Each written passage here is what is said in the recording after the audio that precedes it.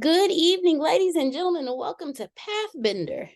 We do ask that if you are no, that all cameras be on unless you're absolutely in a position where you cannot have it on. Therefore, if you are in the bathroom, if you are taking a shower, if you are driving and you do not know how to use your mobile devices while driving, we ask you don't. Um, if you are cooking, we understand that as well. Just y'all know the rules. All right. Tonight, we are going to listen to about 15 minutes of the first chapter of Urantia, and then we are going to discuss what we have heard. Have your pen and pad out, make notes, because we're going to have an all-out discussion. It's a doozy of a first 15 minutes, I can tell you that much. Yeah. All right. So let us get it started. I'm going to, oh, wait a minute. I was going to share my screen, but it is acting as though it does not want to participate. Give me one quick second. Ha, found you. Okay, here we go. So again, repeating, we are going to listen to the first 15 minutes of Urantia, and then we are going to discuss it. Give me 1 second, y'all. Got it. Going to checking a private message I received. Okay. Got it.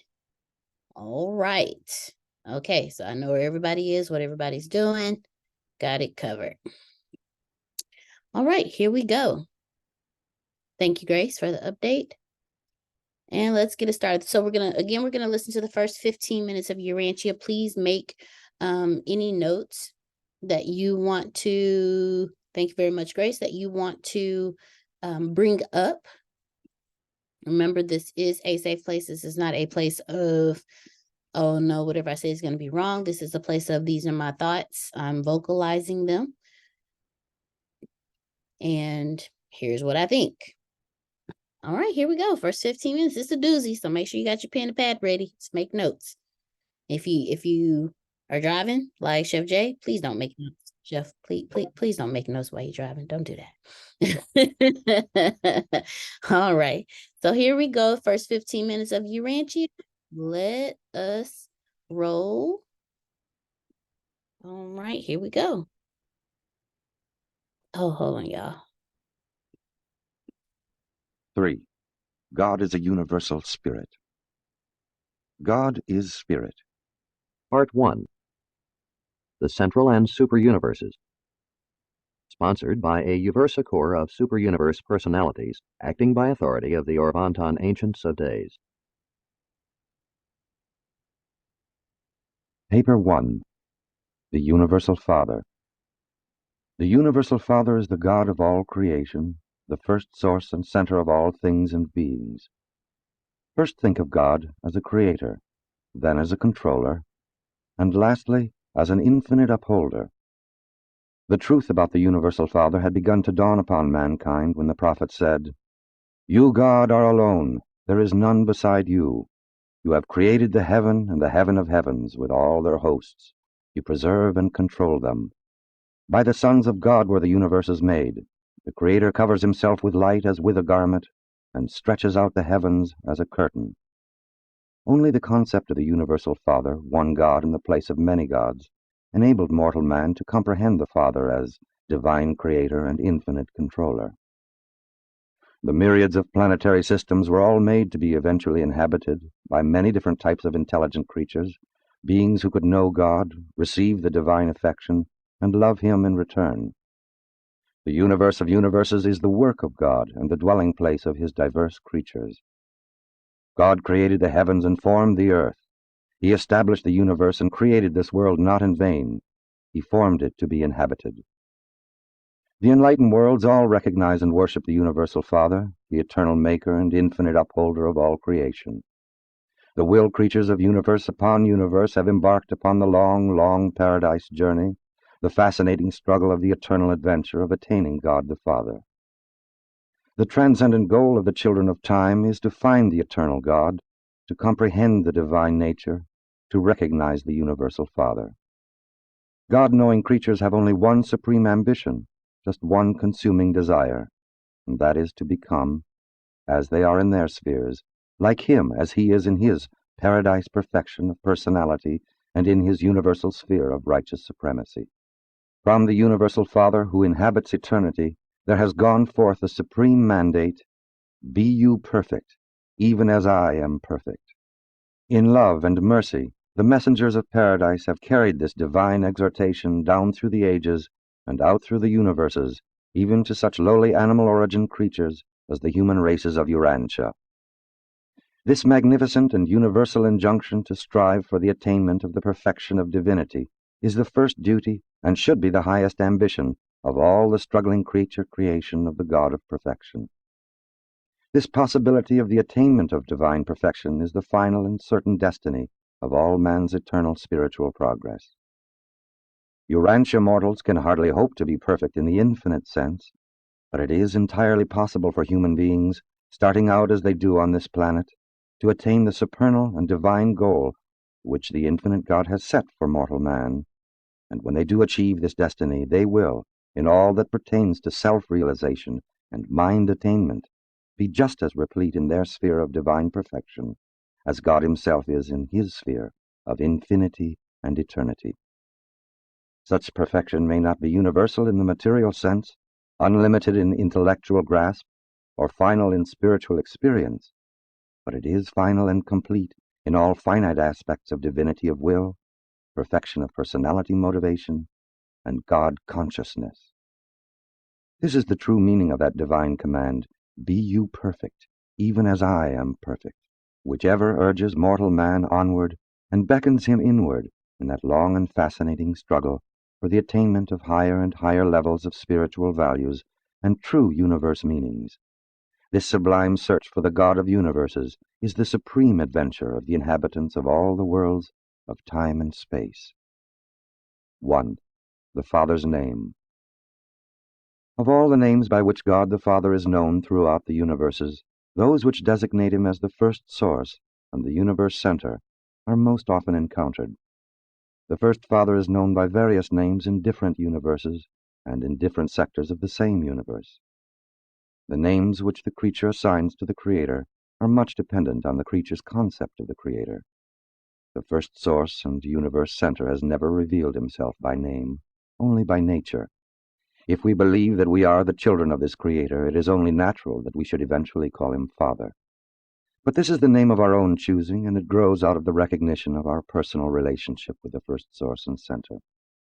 The universal Father never imposes any form of arbitrary recognition, formal worship, or slavish service upon the intelligent will creatures of the universes. The evolutionary inhabitants of the worlds of time and space must of themselves, in their own hearts, recognize, love, and voluntarily worship Him. The Creator refuses to coerce or compel the submission of the spiritual free wills of His material creatures. The affectionate dedication of the human will to the doing of the Father's will is man's choicest gift to God. In fact, such a consecration of creature will constitutes man's only possible gift of true value to the Paradise Father. In God, man lives, moves, and has his being. There is nothing which man can give to God except this choosing to abide by the Father's will, and such decisions, effected by the intelligent will creatures of the universes, constitute the reality of that true worship which is so satisfying to the love-dominated nature of the Creator Father. When you have once become truly God-conscious, after you really discover the majestic Creator and begin to experience the realization of the indwelling presence of the divine controller, then, in accordance with your enlightenment and in accordance with the manner and method by which the divine sons reveal God, you will find a name for the universal Father which will be adequately expressive of your concept of the first great source and center. And so on different worlds and in various universes, the Creator becomes known by numerous appellations, in spirit of relationship, all meaning the same, but in words and symbols, each name standing for the degree, the depth of His enthronement in the hearts of His creatures of any given realm.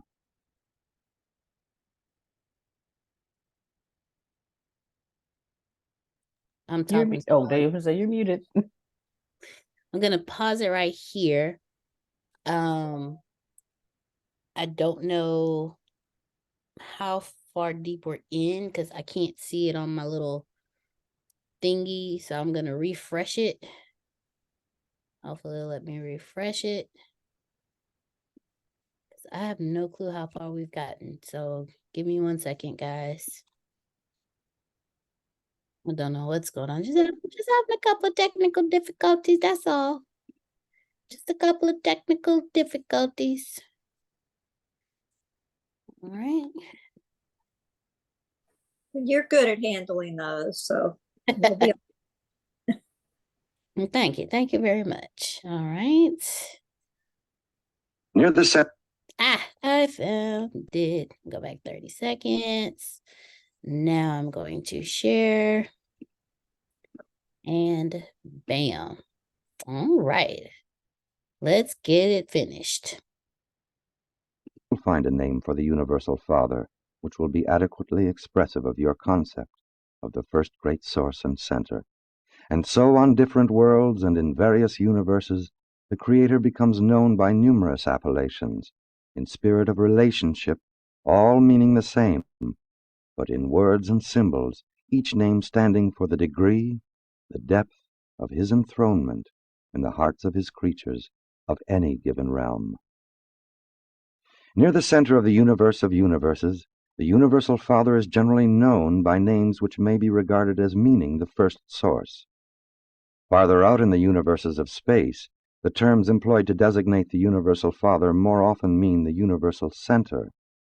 Still farther out in the starry creation, he is known as on the headquarters world of your local universe, as the first creative source and divine center. In one nearby constellation, God is called the Father of universes. In another, the infinite upholder, and to the east, the divine controller. He has also been designated the Father of lights, the gift of life, and the all-powerful one. On those worlds where a paradise son has lived a bestowal life, God is generally known by some name indicative of personal relationship, tender affection, and fatherly devotion.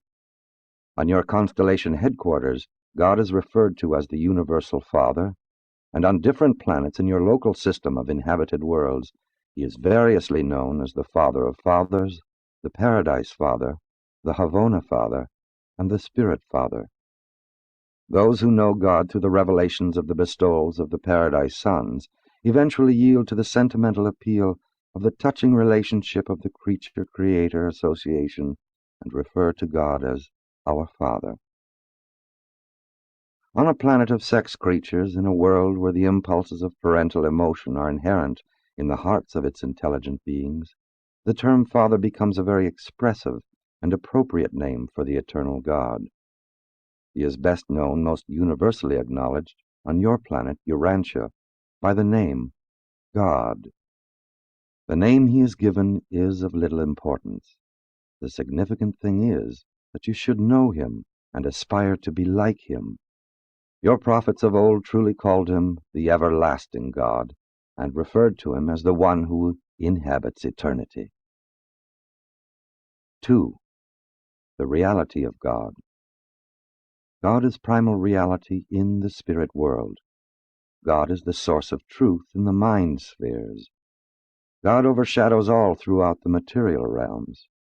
To all created intelligences, God is a personality, and to the universe of universes, he is the first source and center of eternal reality.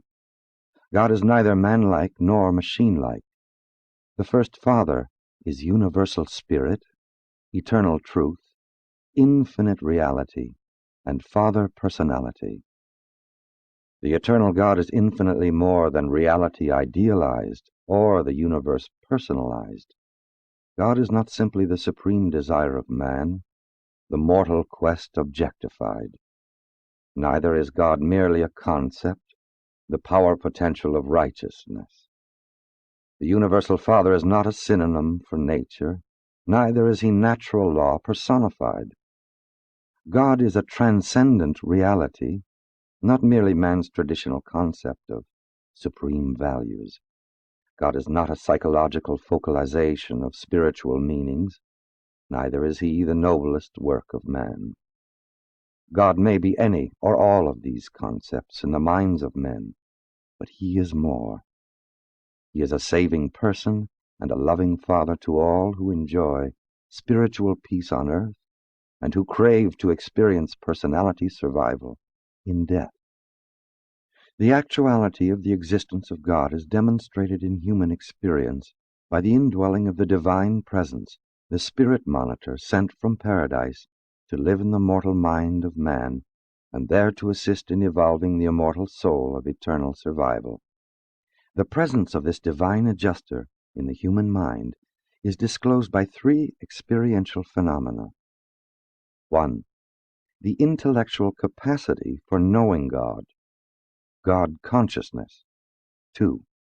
The spiritual urge to find God, God seeking. 3. The personality craving to be like God, the wholehearted desire to do the Father's will. The existence of God can never be proved by scientific experiment or by the pure reason of logical deduction. God can be realized only in the realms of human experience.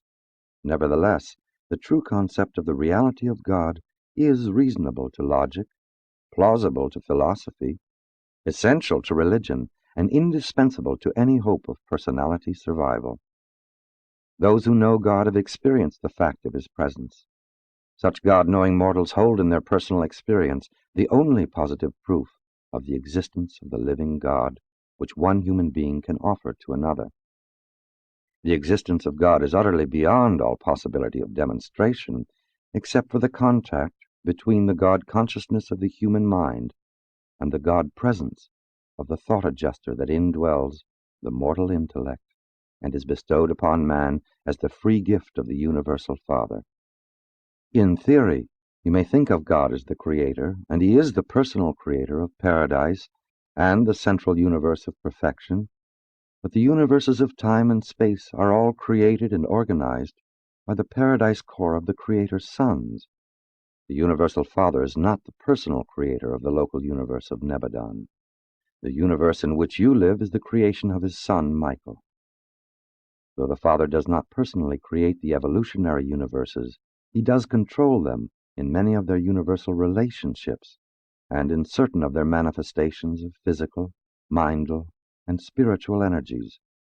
God the Father is the personal creator of the paradise universe, and in association with the eternal Son, the creator of all other personal universe creators.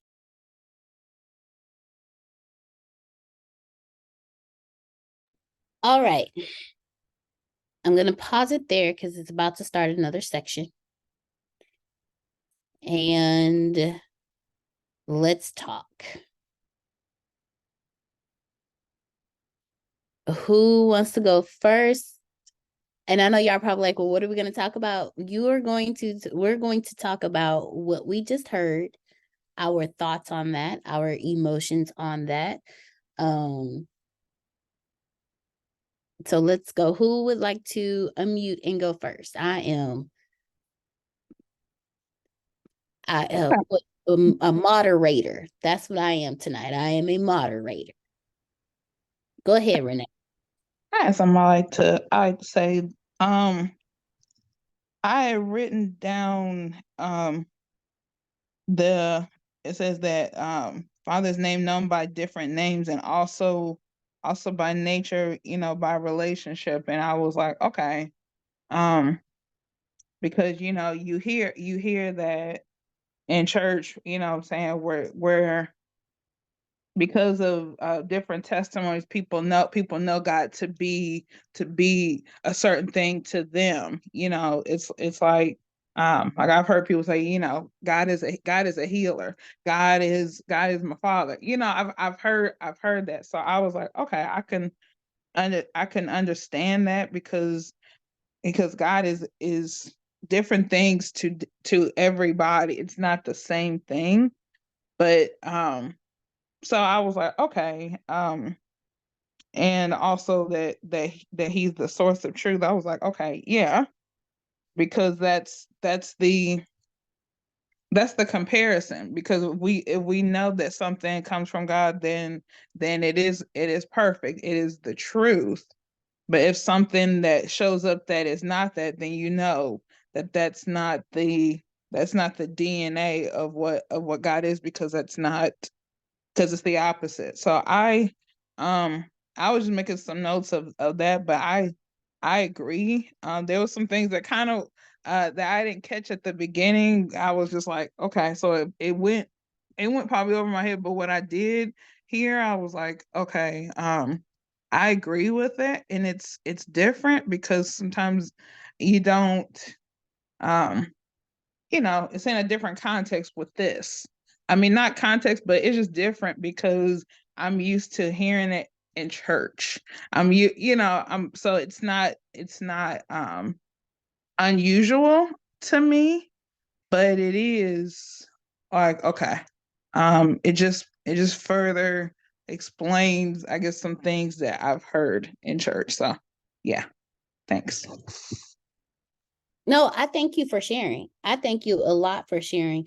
And I like how you brought up some of the concepts, because in the forward, because I was listening to it in the wrong spot when I first started listening to it, to refresh myself for tonight. In the forward, it actually talks about how they break down a lot of things in the forward, like the different names. What does Urantia stand for? Like, what is it? What are they associating it with?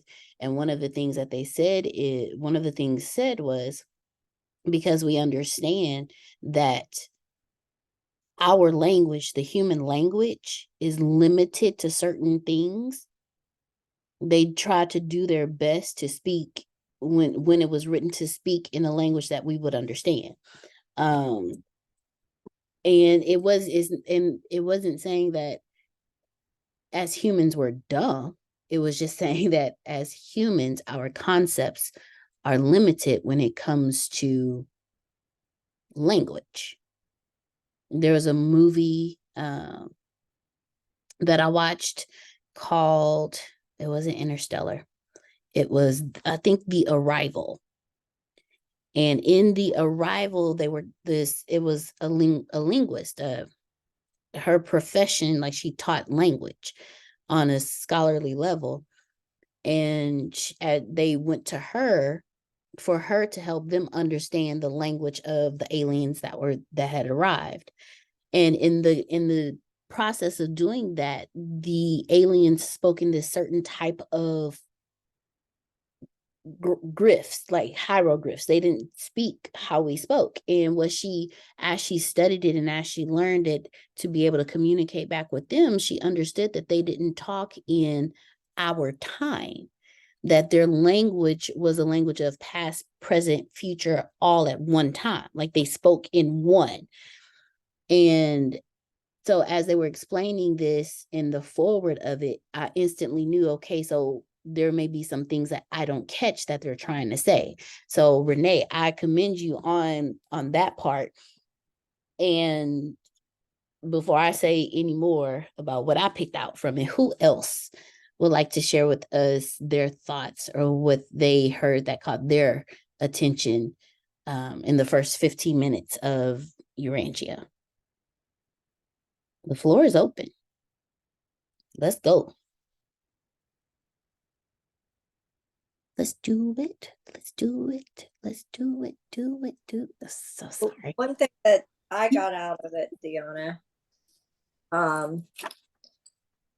was they're saying there are different universes, different places beside Earth, and they may not be human, they may be different types of creatures, and there's different names they use different names and all of that. And I just wonder, we're taught that the Bible will tell us everything, and I don't hear any of this in there. So that's where I have a conflict, or not sure, but knowing that the universe is big, so I'm at a little bit of a conflict on that, not totally understanding.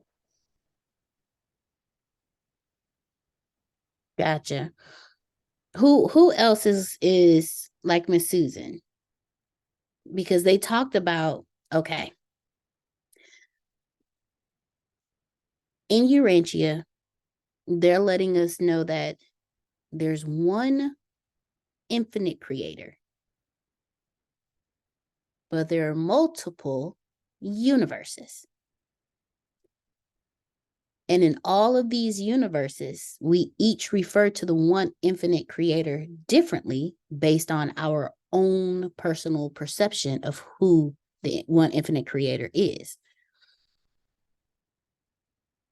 For us here in this universe, on this planet, we have multiple beliefs in who the one infinite creator is. For Christianity, we follow the Bible. The Bible tells us who the one infinite creator is. And I'm telling y'all based on my understanding of what I read.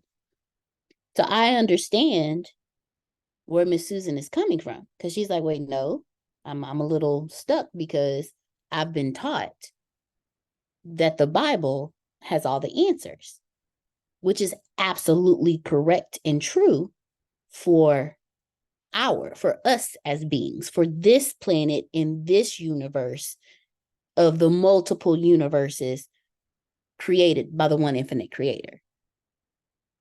So did that help a little bit, Miss Susan? I know I probably didn't. It does. It's just, you're kind of caught in this thing. And who wrote the Urantia book? I mean, I should know that because Phil knows it inside and out. But who is, like, the Bible is God inspired? Who wrote the Urantia book? Who are the authors of it? That helps me to know that. I was going to look it up later, but I'm just wondering if other people are wondering that. No worries. That's what Google is for. Who wrote the Urantia book series? All right, here we go. I'm going to share my screen. All right, the sharing of the sharing has begun. Okay,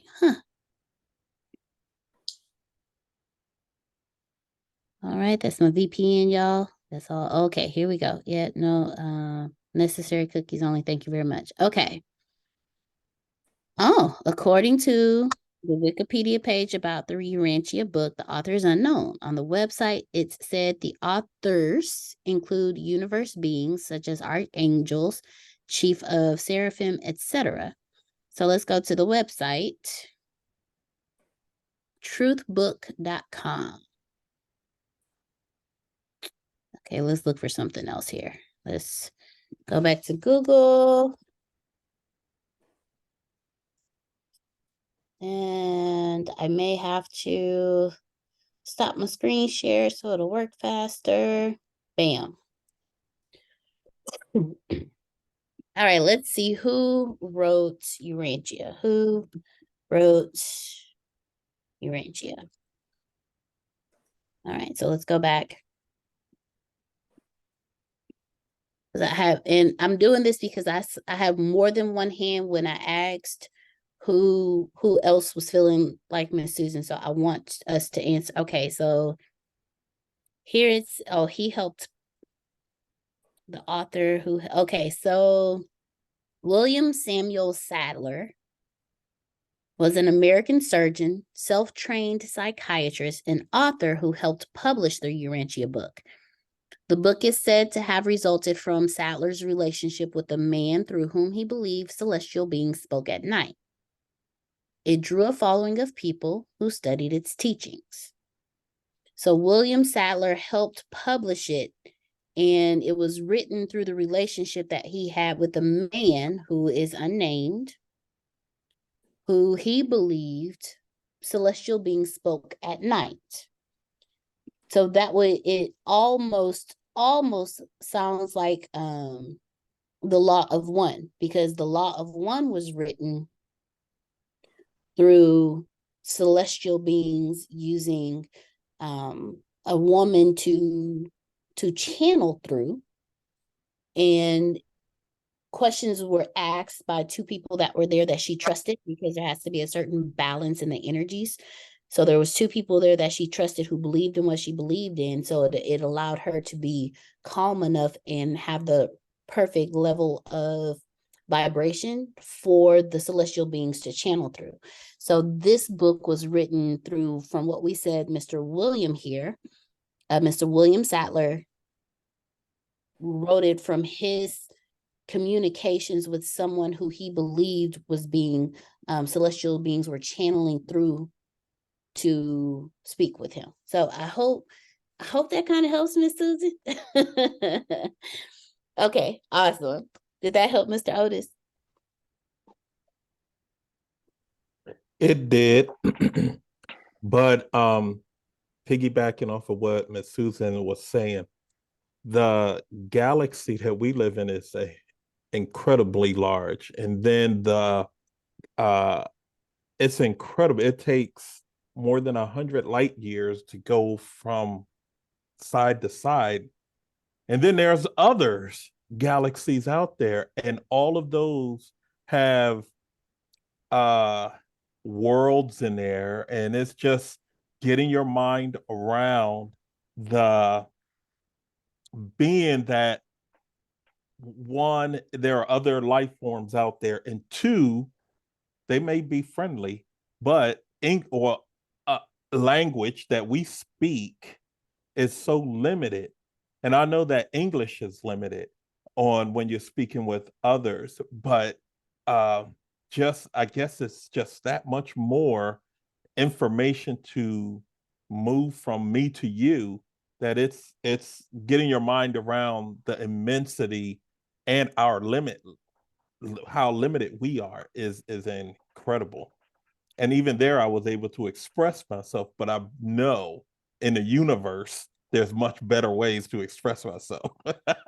I'm just limited right now. And I like how you said that I'm just limited right now, because I actually, after I watched the movie Arrival, I asked Antonio, I was like, hey, first off, let me tell you, if you have, it's on Netflix, watch it. Because for me, I was that kid who thought that the very last scene in Men in Black was actually a possibility and was real, where every locker had a small universe in it and to another. And then when he opened up one locker, there was a universe that they were in a locker in someone else's universe. My crazy brain actually believes that kind of stuff. And in the movie, The Arrival, it's on Netflix. I do recommend, if you have these the curiosities, I would watch it, because it'll help you. I asked Antonio, first off, I knew we could do that. What that is, I'm not going to tell you until you watch the movie. I knew we could do it. I knew we could do it. I knew we could do it. We as people have the capacity and the inner energy to communicate with our future selves and our past selves. Like, we have that. Like, we do it every day. Deja vu is not just deja vu. These are my beliefs. These are not the beliefs of Antonio T. Smith Jr., unless you heard him say them verbally. So I just want to put that disclaimer out there, okay? To me, deja vu is not just deja vu. To me, deja vu is, okay, this has happened before. I'm just reliving something that has already happened. I probably had a dream about it. I don't know. But the closer I get to self-awareness and raising in consciousness and vibration, the more deja vu comes to me. So much so to where it almost feels like it's real. And I have to sit back and have a conversation with myself and say, hey, fool, that is not reality. That was a deja vu. Don't get caught up in what just happened. Even though you feel like it happened before, it probably did. Same words, everything. same location, like everything was identical. And with That's that, the real time within the real time. And this is why abuse has been put in place, because it is in another world from which is above us, which is, of course, those forces that are evil will hinder, block, and stop us from getting to the knowledge of ourselves, being able to have the ability destined to do. wow, thank you, Miss Sandra. Go ahead, Mr. Phil. I see you're unmuted. Well, deja vu is just like an echo. That's the best way to describe deja vu. But let's back up a little bit. The Urantia book is in 4 parts. Yes. The first part is the central and super universes, which talks about all the universes around the world. Then the next is our local universe. That's the Milky Way.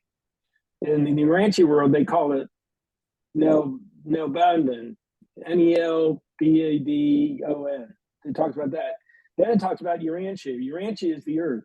That's the name the cosmic used for the Earth. And then the last part is the life and teachings of Jesus. And it's literally Jesus's life in chronological order. You want to know what he did when he was 16? I could look it up. You want to know what he did when he was 25? I can look it up. If you know when he was 10, I can look it up. So it's Jesus in chronological order. Now, this was channeled through this gentleman, and every day, every night, they'd let him do his thing, and every day they'd wake up, and there were a bunch of pages already done. So just to give you an idea of how much work we got here, this is the Urantia book. Ooh. Hey, we only got it on Audible. I need one. And it's hardcover. This is the index version. And this is a book that explains the Urantia book. It looks like it's almost just a stick. Yeah, it's not quite as heavy, but it's the unauthorized, unsold story of what may have been the most important happening of the 20th century. And this is the history of it. It talks about Dr. Spangler and all that kind of stuff. So what fascinated me, what I read, and I've read more than once, is the life and teachings of Jesus in chronological order. Let me see. Phil, when did you first discover the Urantia book? Wow. Because it seems like it's been a long time. Yeah, I'm trying to remember whether I discovered it before you or after you. Did I know it when we first met?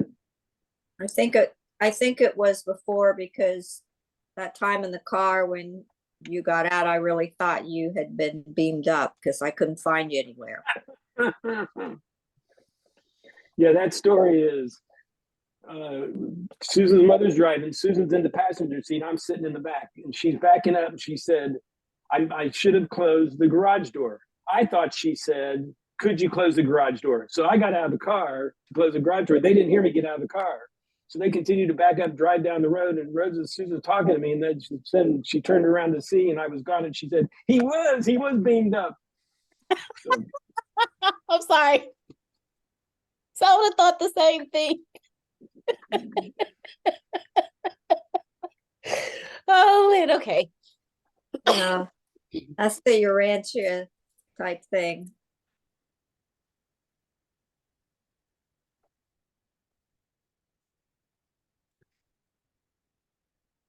Okay, Deanna. tears just before the crucifixion, as Jesus and his accusers stared off to see Heaton, the master turned to the apostle and said to John, John, can you do no more for me? Go to my mother and bring her to me, or else I die. And this talks about that.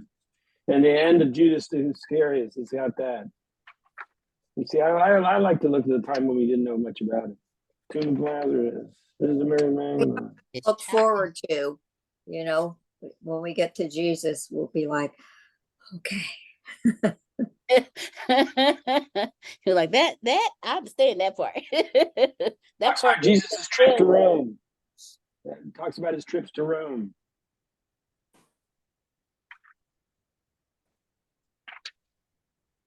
so we definitely see that Urantia is gonna have Yeah, a major yeah, impact. yeah, yeah, yeah, yeah, yeah. First It's like, off, I had never heard this term Urantia until I came on ATS. That's number one. Okay. Let's get that out the way. Okay. I'm glad that Susan spoke. I'm glad that Otis spoke. I'm glad that Mr. Phil spoke. Because I'm like, oh, okay, all right. We got a little information. Because I'm gonna tell you, as I listen to that audio, I'm sitting. Well, first off, I thought about Charlie Brown. Wow, wow, wow, wow, wow, wow, wow. Okay, all right, okay. First thing, all right, okay. So now, oh, I'm gonna keep it 100. Now I'm sitting on the front lawn with the water hose, right? And you're at this spigot, Deanna, and you turn that sucker on full blast, and I'm like, what the? Okay, so I said all that to say this. I'm sitting there going, I never heard of a rancher before, so I have no concept of what it is, what it means, what it's talking about. And I hear this God, this universe, all that. But I've heard some of that stuff before. But I'm saying, but what form of reference? So I think it was Susan was saying in reference to my thing was like, first of all, why do I need to hear this? Why do I need to read this? Because that's how I am about taking stuff into my person now. You know, I'm a little older. You know, I mean, I think I'm right there on the Susan and Phil. So right now, my thing is, if I'm taking something into me, why am I taking it into me?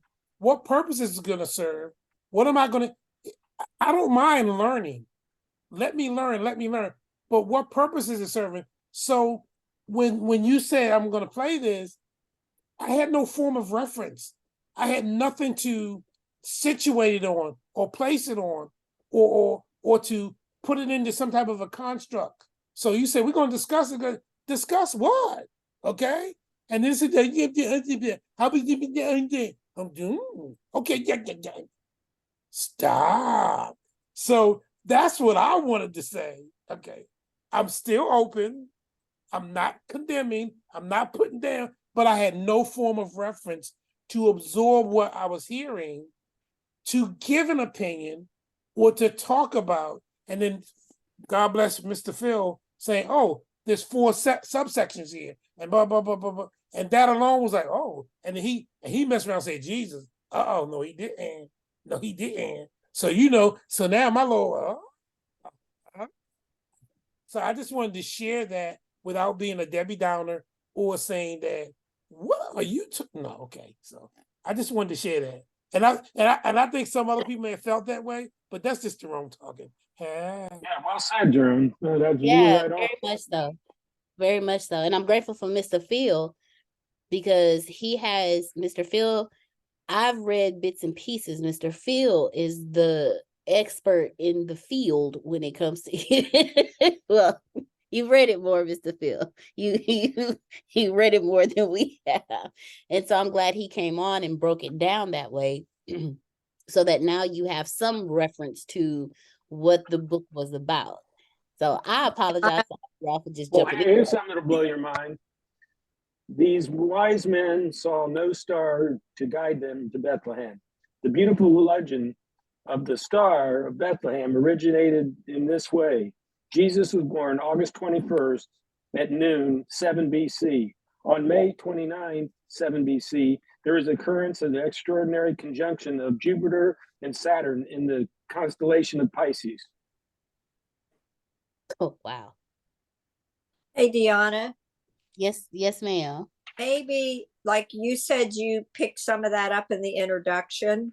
Maybe we needed the introduction first. Oh, the forward. Yeah, the forward that you did come back to, but now I maybe caught up to that. But that I think was why for Jerome and even me, who's been around the Urantia all these years,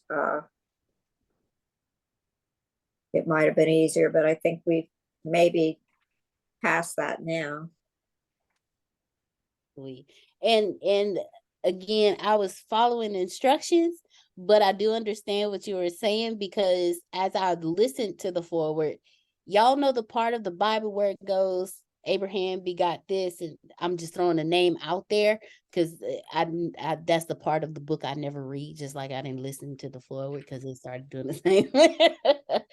But the forward was basically, so like Mr. Phil was saying, Urantia means the earth. This means the Milky Way. This means the universe. This means that.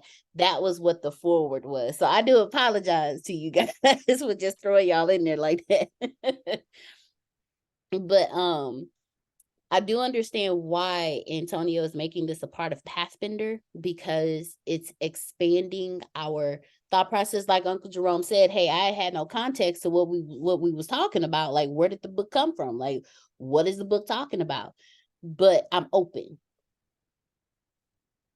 But I'm open, that in us being pathbenders and Antonio walking us through this, that's Urantia is that next thing of, okay, so you open, Uncle Romy, you open, Miss Susan, you open. So let me open you up some more. Wait, let me add one more thing. Yes, sir. Go ahead, Mr. Phil. The death of Joseph. Huh. All did go well until that fateful day of 12th of September, the Tuesday, September 25th, when a runner from Ephesus brought to the Nazarene home the tragic news that Joseph had been severely injured in the falling of a derrick while working on the governor's residence. The messenger from Sepphoris had stopped at the shop on the way to Joseph's house, informing Jesus of his father's accident, and they together went to the house and told Mary the news. So and then Mary and Jesus and Mary went to the governor to try to get reparation for being injured, some workers' comp, and he denied it. So it talks about here about that's when Jesus became the man of the household at 14. Wow. See, I never. So I never thought about Joseph. Like, after, if anybody wants to get more information on Urantia, I put a link, and it breaks down more information on Urantia, what it's about, basically everything Mr. Phil said. So the link is right there for you guys, so you can go dig in. But I never questioned the death of Joseph. That's crazy, because I never paid attention to the fact that he possibly grew old and died or something happened. I'm happy you brought that up, because now there's this new question in my head, like, well, how old was he when he died? So this man was hard-headed. He didn't want to tell nobody he got injured at work, like most of us do today, and suffered and died. Okay, hard-headed Joseph. All right. and they want to talk about Jesus. Well, look where he came from. I mean, I know that was his daddy, but still, you know.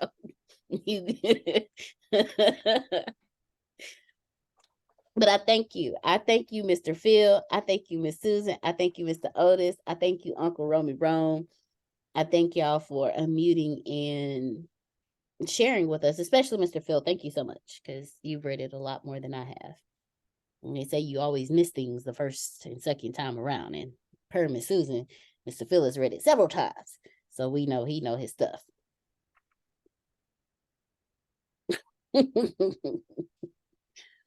So who else would like to unmute and share? Mr. Phil, please continue to drop nuggets on Urantia for us, because everyone is grateful.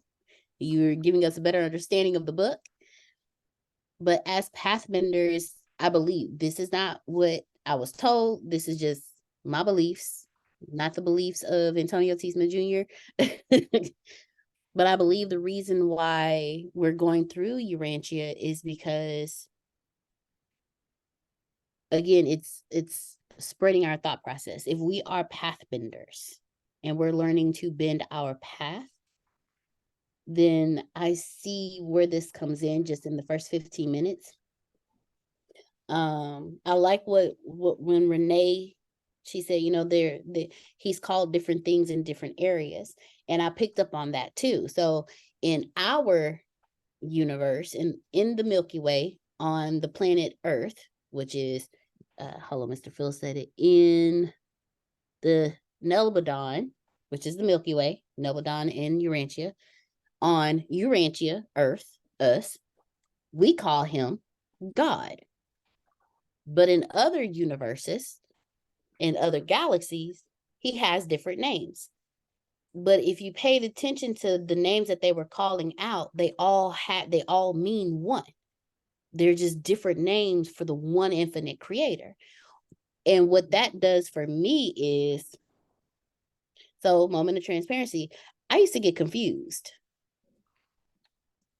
Like God Father, God Son, God the Holy Spirit. I used to get confused. I'm like, okay, so are those three different gods? Only to later be taught, no, same God, different aspects. He's God the Father, he's God the Son, and he's God the Holy Spirit. Well, they do the same thing there. Like, just like we say,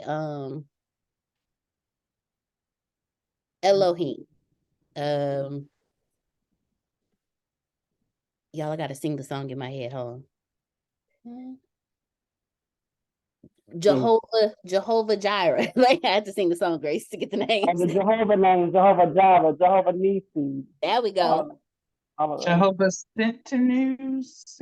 I'm messing that up a lot. So y'all got me though. Yeah, I had to. The only way I know the Jehovah's is when I hear it sing the song in my head. Jehovah Jireh, my provider. So, go ahead, Pinky had been saying Jehovah Kiki for years. Because that's what she thought the song had said. And it was saying Nisi, and she was saying Kiki. Come on, Jehovah Kiki. Hey. and what I gather from that is each universe, each beings in the creations, creatures, because I caught on to that too, that we were referred to as creatures. Each creature in each universe had a different name for him based on their concept of the creator. So Jehovah Jireh is a concept. He's a provider.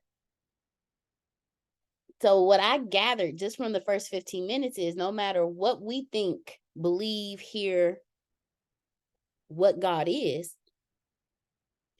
the same God that we call the creator, he's even bigger than that. Like, we have absolutely no concept in the one infinite creator. And it branches our brains out to also say, wait a minute. He's the one infinite creator. For the longest, I only thought he created Earth and us. And then I hear he created more planets that it go from mom, my mom, something. Yeah, y'all remember. I done fell asleep and woke up since then. Okay, Grace, it's been a long journey. It's been a long journey. Can you hear me? Yes, ma'am. Go ahead. Okay. So I'd like to add to the conversation that the book has me messed up when they call God the Father. Because I happen to believe that God is a woman. That's just my teaching. Because where does creation come from? It certainly doesn't come out of the keyhole of a man. That's for sure. What is man creating? Man is, helping with the creation, but what is man actually bringing to the world? I'm just saying.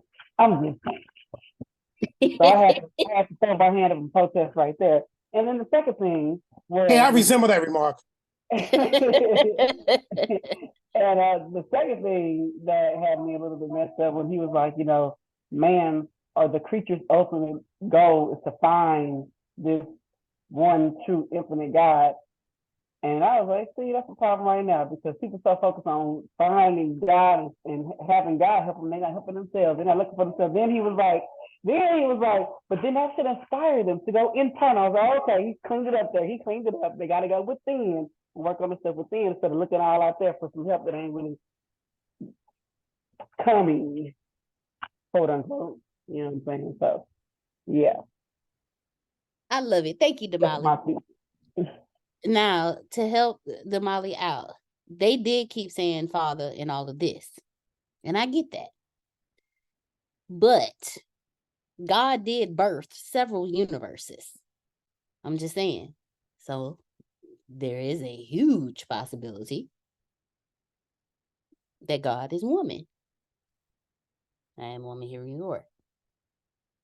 Because God had birthed some universes. I'm just saying, I'm just put that out there. I have this crazy belief that God is both and. God is both man and woman, masculine and feminine. And this is why I think this is a recent thought too, because as of all, my thought used to be my father, my daddy. You know, I can go talk to daddy. Hey, you know this child that you created, you got to come to me. I needed it black and white, God. But at the same time, if we're created in his images, if we are the daughters and the sons and daughters of God, if we are his children and we are made in his image, well, he created both masculine and feminine. So if we're created in his image, God is both masculine and feminine. So God is both and. God is a woman, Damali, and a strong one too. Yep. That person. God is also man. God is father. God is mother and father. So I kind of like that concept because this is going to sound so human when I say this. God make sense to me. Because if you look at how the entire world has been created, there are some creations that birth from themselves. They don't need to mate to birth.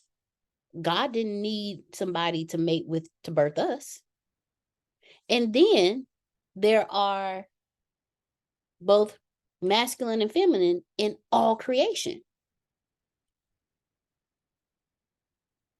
So he's both and. He can create from himself, and in his thoughts, he created us.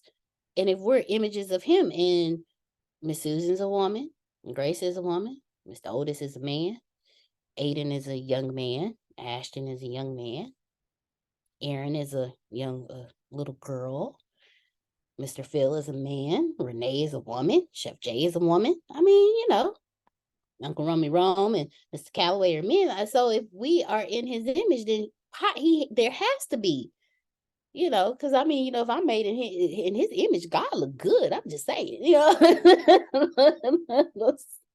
y'all know I had to say something funny. So I thank you, Damali, because yeah. And then even to point out, to add on to that, even in Christianity, the Holy Spirit is the divine feminine. You have to have balance in everything. If it's God the Father, the Holy Spirit is the divine feminine. It's your intuition.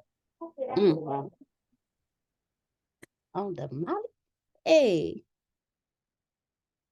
Oh, by the way, the autumn equinox is coming up. The doors, the gateways are opening.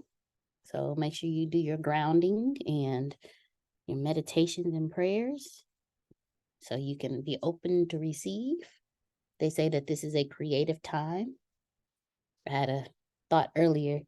It's kind of crazy. Just thought that popped in my head. It's going to take a lot of work to do it, but I think it's possible. Something I would never thought of before. So prepare yourself for autumn equinox. What date? It is 23rd. Thank you, Grace. So 2 days. 2 days. All right, so who else would like to open up and share? Thank you, Damali. Thank you so much. Who else would like to open up and share their thoughts, questions? I want to touch on something.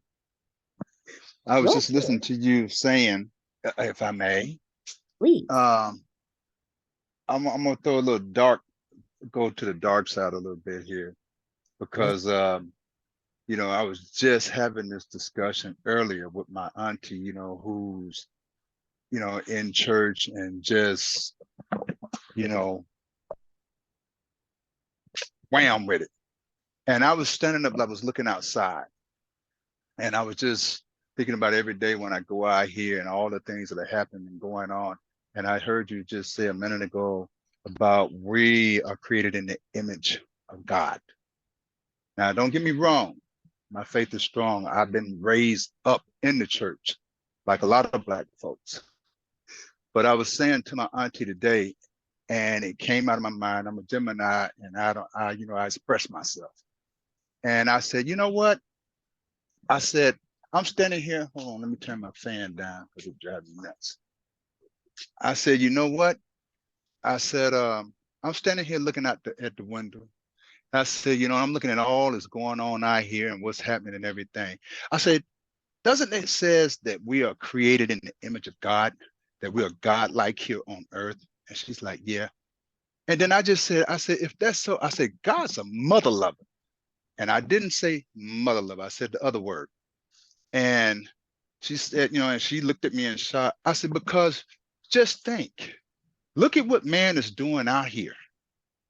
I said, we're created in the image of God. I said, but everybody talks about God in the sense of being perfect, of the sense of doing none wrong. I said, wasn't it God that flooded the earth and only had a few people get on a boat, you know, and a couple of animals? I said, wasn't it God that destroyed Sodom and Gomorrah? Wasn't that people that he killed? I said, you know, didn't that happen? I said, when Moses went into Egypt, didn't he have every firstborn child killed? Because, you know, hey, the Pharaoh, you know, wasn't doing what Noah said. I said, now, if I go out here and kill 20 people, I'm the worst SOB on the planet. I said, but nobody never talks about, hey, all these things, all this killing that God has done. I said, nobody looks at him as bad or evil. I said, so if we're made in the image of God, I said, then God was a mother, you know what, too. I said, so that's how I'm looking at everything, you know. And I said, and I told her, I said, Auntie, I know you go to church every Sunday, you got your Bible out, this, that. I said, but there's just some things I just sit down and think about, you know. I said, you know, God created Adam and Eve. Cain and Abel were the first murderers. I said, and you just think about what man has done and what he's been doing. I said, man has been warring and killing and doing this since his existence. I said, yet we're created in the image of God. I said, it's just like, you know, hey, we're born of, you know, mom, dad. I said, but one thing about all of us that come, the offspring, that DNA is lurking. It's there. I say, from one, I say, if we're made in the image of God, then that DNA is there. If that DNA is there, you know, to kill, then that means God has it in him too. I said, we're made in the image of him. I said, but everybody talks as if God is perfect. He can do no wrong. I said, but those things are wrong. I said, we go out here and mass murder somebody right now. You know, I said, I got all kind of guns. I said, if I go out here and mass murder somebody, I said, I'm the worst person on the planet. Everybody gonna want to know, why did he do it? What was his parents like? You know, was he disturbed as a child and all this stuff? I said, but nobody questions God. The true, okay, as I always say, God, the true gangster of divinity. So I don't understand, you know. And like I said, don't get me wrong. I was raised up from a little boy until I left home in church, you know. So I ain't never hated God, but I've always had questions.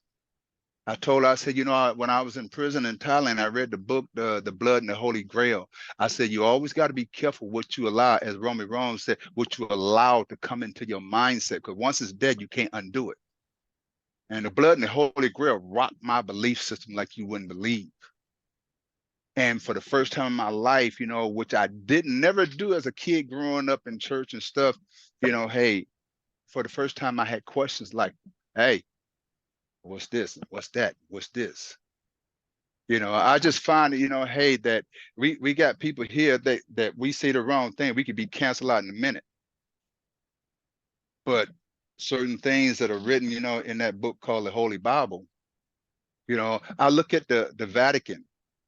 What is the Vatican hiding? Back in the day, it used to be the nice Ashland, that protected everything, all the secrets and everything, all that of the Bible and the riches and all that stuff. The Vatican has a small army of their own that's guarding them. So it's like a modern day Knights of Ashland, that's how I look at it. I'm a Gemini, my mind goes everywhere. But I think about these things, I'm like, that's all that is. And I told her, that's all that is, a modern day Knights of Ashland. That's all that is. So I said, why doesn't anybody ever question these things? I said, everybody always talk as if everything is perfect. I said, and it's not. And I said, and if we are in the image of him, I said, I look at this world every day, what we're going through and this madness. And I said, this is the image of God? I said, so if that's so, God is truly a mother. You know what? And I did. I said it just like that. I had an uncle, that used to say, if I'm lying, God's a mother, And I said, oh, Uncle Joe, you saying God? He said, no, if I'm lying, God's mother, and I ain't lying. That's what he used to say all the time. So I know what I said, probably ruffled some feathers because I could see how my auntie was looking as I was saying it to her before I took her to work. And I said, Auntie, because Pastor Jones and everybody at the church, believe it or not, have been working so hard to get me to come back into the church, but they want me to minister. And I told my auntie, I cannot do that. I said, because I would be lying. I said, because thinking and feeling the way I do, I can't get up on the altar or the pulpit, and preach to people knowing I'm thinking and feeling a different way. I said, to me, that's blasphemy. I can't do that. So I'm just being me, I'm just like Roman wrong, these are my thoughts and my feelings, and I just, we always get, how you say it is open, whatever what it is. So This is hey, the open free space. yeah, express yourself. So Well, I I have just a did. comment on after that. Well, I happen to believe, not believe, but agree with what you said, because God is everything. He created it all. He created the good and the bad. There has to be balance in the universe. And it can't be all good. It can't be all bad. There has to be all of it. So God is in the murderer. God is in the saint. God is in all of it. He's in control of all of it. So, John, do you believe in the power of love? Yeah. So from now on, when you use the term God, just use the term love. Mm-hmm.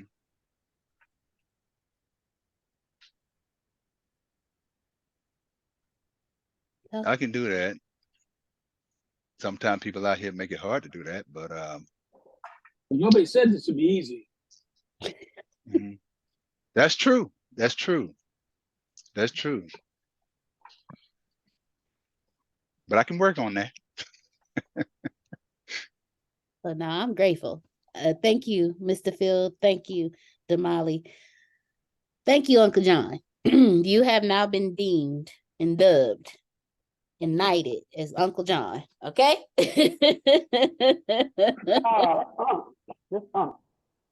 Just Unc. Okay, so we got Uncle Rummy Rome and then we got Unc. Okay, that'll work for me. All right. First off, I commend you and I celebrate you for questioning, first off, because you said something that goes across the board, not just for our perception and view of God, but our perception and view of the people in our lives. See, there are certain people you're not supposed to talk bad about. And those people you're not supposed to talk bad about sometimes are kind of toxic in your life. That's everybody. You shouldn't talk bad about. Very true. Very true. But there's some relationships that are toxic and we don't talk bad about them because they are those who control our lives, like moms, dads, uncles, grandmothers. And we never question it. We never question it. So first thing, Unc, I want to say is congratulations. And I celebrate you for questioning. See, I stopped going to the church because I started questioning and I had no answers. And the people I was going to for answers was not giving me answers. They was just giving me more questions. And I'm like, look, if one more person answer one of my questions with a question, we done. This whole God thing, I believe you there, but I ain't finna walk into another church because ain't nobody answering my questions.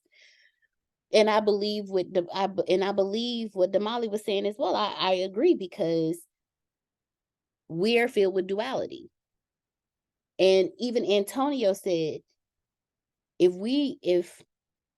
and I'm paraphrasing it, y'all, so don't throw rocks at me if I paraphrase it wrong. But how I understood what Antonio was saying was, if Jesus, who was the Son of God, was the greatest example, and he was saying how the greatest thing about Jesus was he was man who did not sin.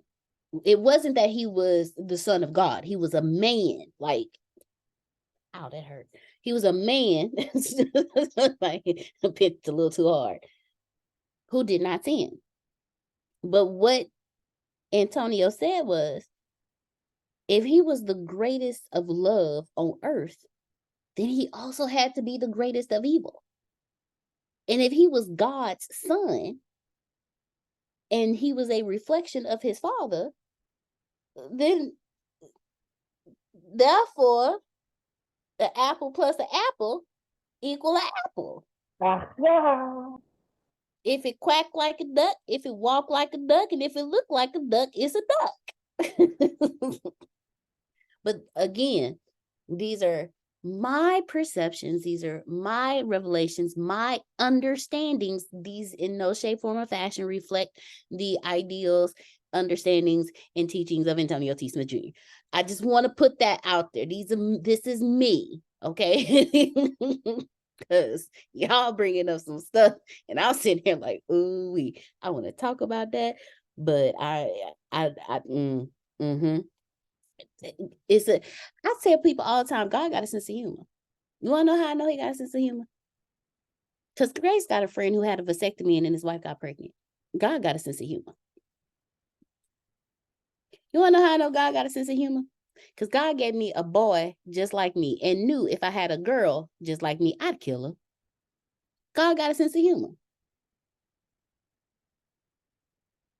So if he has a sense of humor, if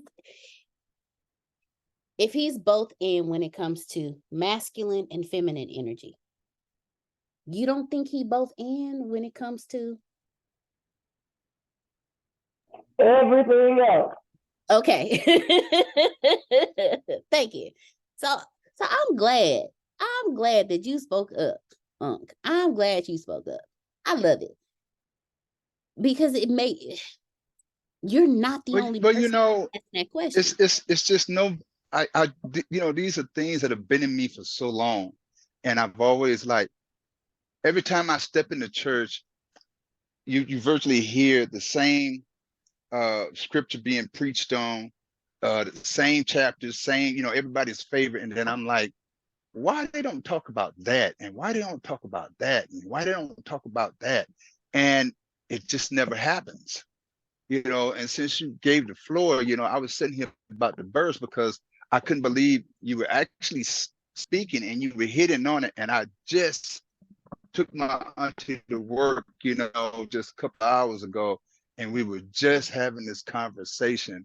And she had been on me like a couple of days because Pastor Jones never want you to come to church, and when I go to church, there's things I say in a certain way that move people, and that's why they've been like, hey, we need you, and I don't know if I'm the one you need, and I just, when you said it, it was like you opened the door. I said, hey, she said, this is the opportunity to express yourself on the floor, and that's why I did, because I always have these in my head, and just curious, hey, why do I have to be scared?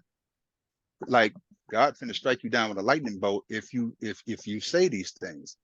But it's, if you don't express yourself, it's just like if you hold in stress, it has an effect. Yes, absolutely. And this is the same thing I'm thinking. I'm like, why should I be scared or ashamed to speak about certain things I feel about in religion? Because what's the rule of thumb? You don't talk about religion, or politics. Yep. That's a rule of thumb everywhere. It And I'm is. like, why? I Or got it on my mind. yeah. Yeah. Well, no, I thank you. And because earlier today we were talking about the difference between religion and spirituality. And religion teaches you hell, damnation, this, that. God is this, that. You do not question God. But I thought that wisdom was the lady and God was the man. Oh, that opens up another concept. Thank you for putting that. Thank you for saying that, though. Now, this is what I want all y'all to do. Unc, I'm gonna need write down every question you have ever had, please. And next week, because I'm gonna let Antonio know, I'm gonna need you to ask him all those questions. Please ask him all those questions. Because if you have, Antonio teaches us we are all one. So if Unc got them questions, it's a whole lot of other people that got those questions that need these answers. I don't want to be hated by everybody now. Whoa. Please, you ain't. That's the wonderful thing about this group of people. We ain't gonna hate you. All you doing is expanding our thought process. You making us think of other things. You're making it okay for us to ask the questions that we was told are taboo to ask. Because trust and believe, I didn't ask Antonio some questions. He'll you can ask Grace, he'll look at me and he'll laugh. He'll like, you sure you want me to answer that question? I'll be like, hell yeah. I'm sorry, kids. I'm like, yeah. Shit. If I ain't want the answer, I wouldn't have asked it. But I got questions. Because my question used to be, I had a question about babies. Like, if we pass away because we have lived our purpose in life, then what's with the babies?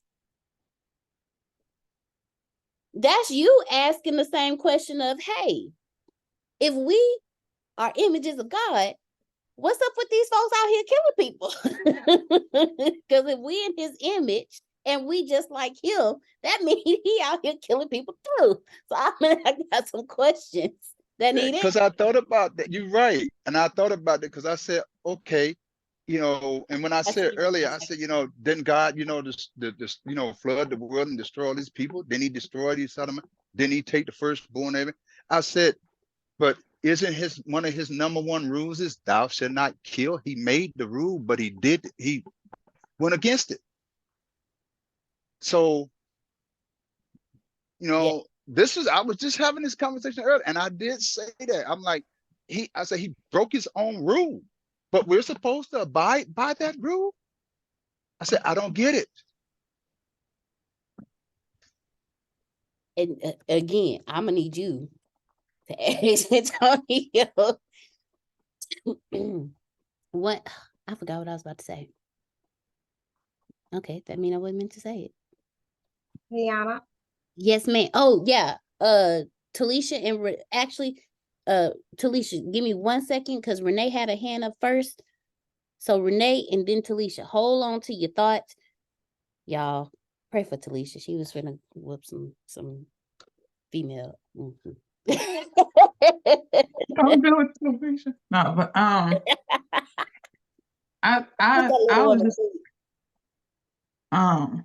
was just thinking this because I feel like and Unc said it because he was like, yeah, that some churches they preach on the exact same thing, because I literally said to one few years ago, and he was I believed in one way to be, you know what I'm saying, to be baptized.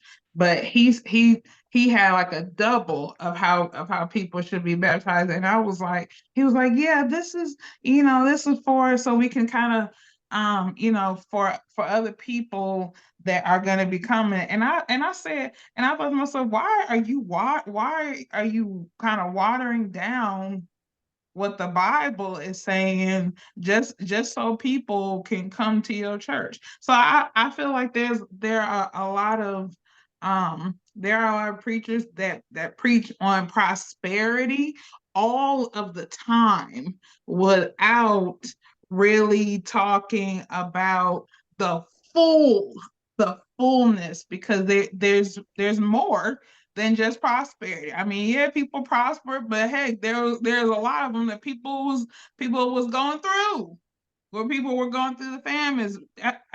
I've only seen a few that will go into the book of Revelations. I've seen that.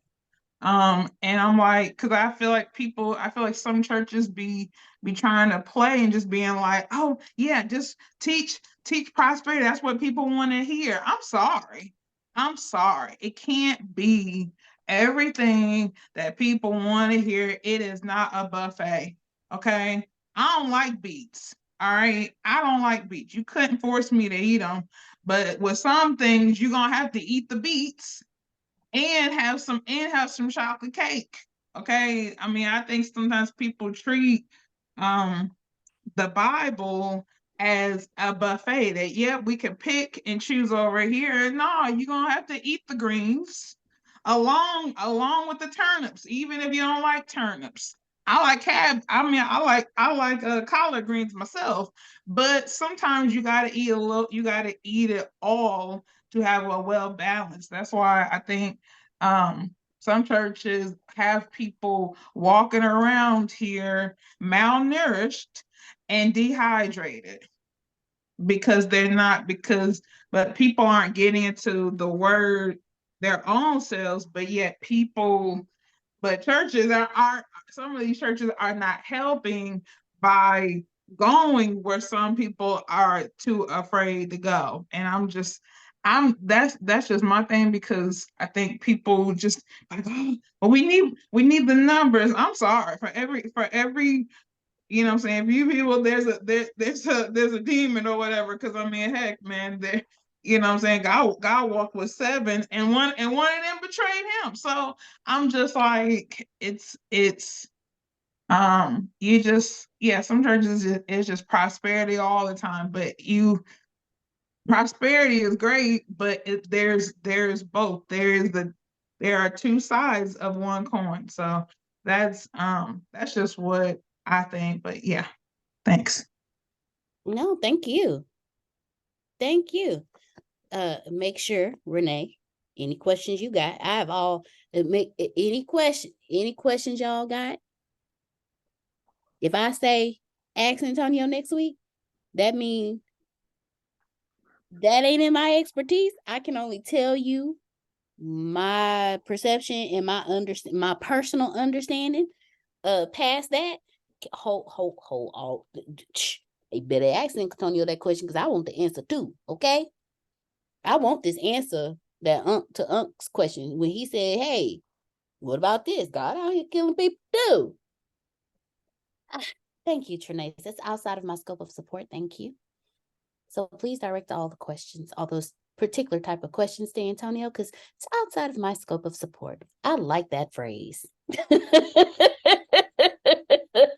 you, Trinace. Thank you. So definitely. So definitely bring this back up, because I love. Thank you, Unc. Thank you for opening it up, because it opens. This is part of pathbending. Pathbenders, we ask the questions because we want this understanding so we can move forward. He said he don't feel right getting in front of people, ministering to them when he feel that way. I understand, because it's certain things, stuff in my life. You want me to do what, God? Me? I think that. I think that. All right, so Talisha, then Mr. Phil, then Io, then Trinace. So I just was agreeing with Mr. John. My question was similar to his. It was geared towards, why is there sin if God is both and? You know what I mean? Like he's both man and woman. He creates good and evil. So then why is there sin? Because just like he said, he's out here killing people too. I just, why is there sin? He out here committing adultery too. I'm just saying. So Talisha, I'm gonna need you to write that question down. That question is outside of my scope of support. Wasn't that the Old Testament? And then when Jesus came to earth and then was without sin?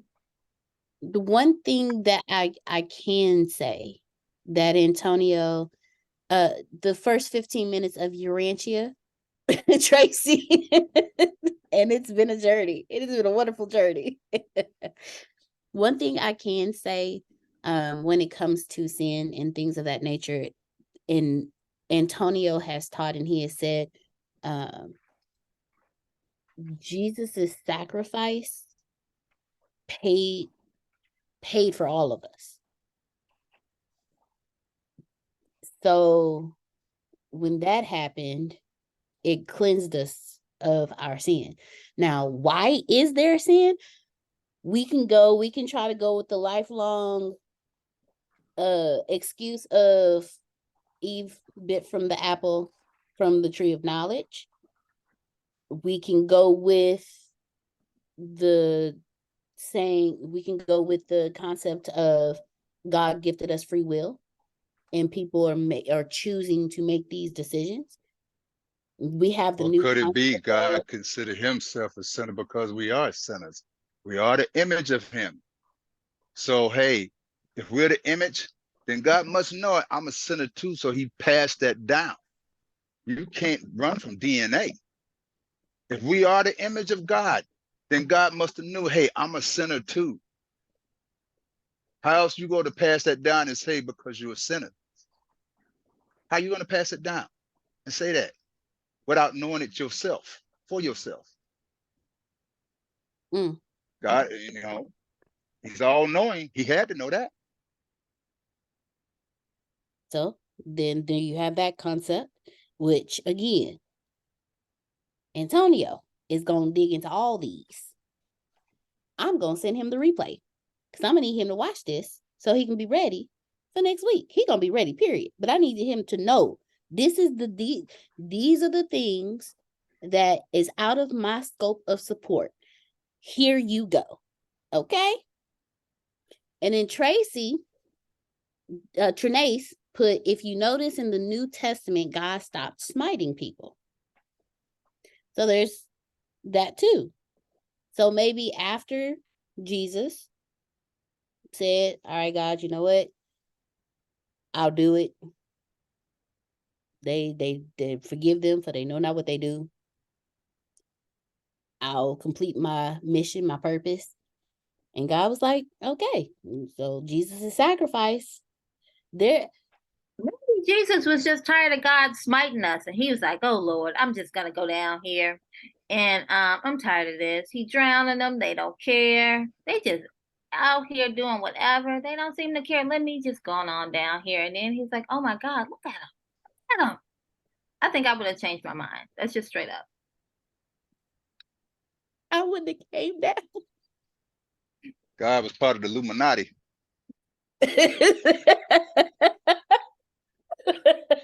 I love it. I love it. I love it so much. Oh, thank you, Talisha. Thank you so much. There's so many questions tonight. Mr. Phil, you unmuted. It's on you. It's all that. Well, sin is an archery term, and it means missing the mark. It just means you're off target. And I couldn't find it. There's a book called The Humor of Christ by Elton Trueblood. And I would hold it up in my seminar. I say, now it's a thin book, but it talks about Jesus' sense of humor. It's The Humor of Christ by Elton Trueblood. So it actually is a book about Jesus' sense of humor. Oh, sweet. See, I knew both of them had a sense of humor. Can you say it again, the name of the book? Is the What was humor the of question? the name of the book? The Humor of Christ by Elton Trueblood. Thank you. Elton Trueblood. Correct. Oh, like TV show. Sweet. Probably spelled differently, but that's how I'm gonna spell it because it's a name. Okay. Did you find it? I've been having, oh, I did. I did. Thank you, Grace. Grace, you can go share that link for us. I'm having fun. I'm loving this because it's expanding my brain too. Because I never had the thought process. Well, actually, no, I lie. I've had the thought process of, if God is all knowing, why is he allowing the killing? Unc, you opened up a different aspect that I would have never thought about.